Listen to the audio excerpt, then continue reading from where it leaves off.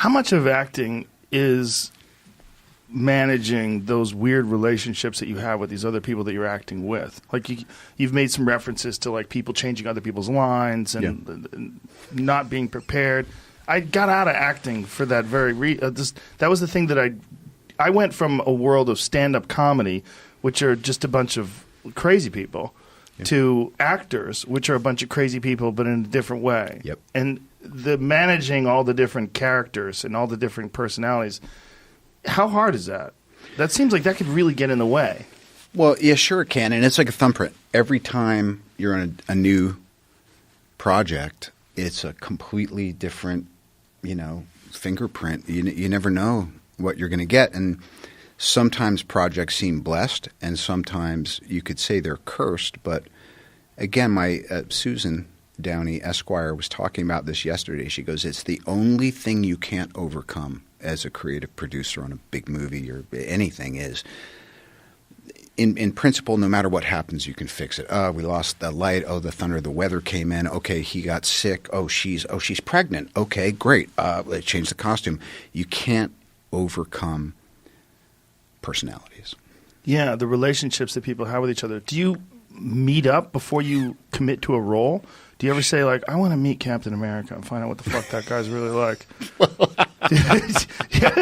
Like, by the way,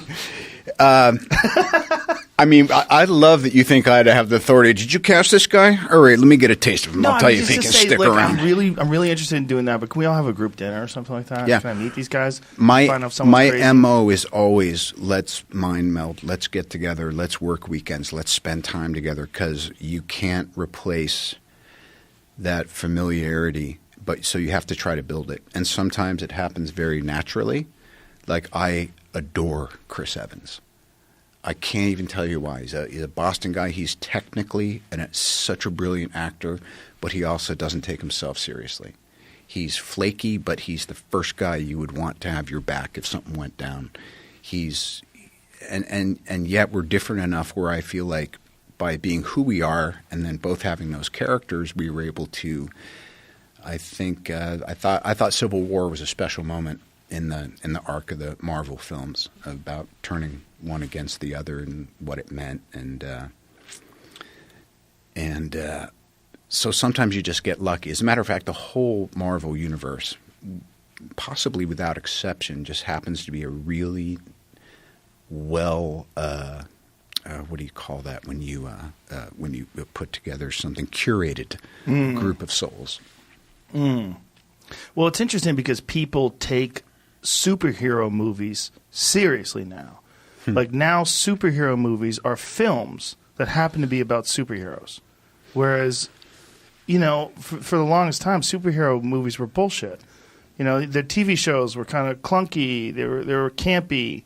It was Batman with the silly pants on and Robin. And I bought it. Everything was bang, boom, bang. Remember, you'd see the big boom in front of the screen? And yet, who was in the first Superman? Brando. Yes, right. So there was always a seed of an attempt to legitimize something that was otherwise two-dimensional. Yeah, Superman was probably the first film that really did that, right? And then Batman. Yeah. And then the Batman series. But again, how many goddamn Batmans have there been? Right. I want to see what Pattinson does. Oh, that's right. He's going to be Batman now. I like that guy. How many Spider-Mans have there been? That's the most, right? 3.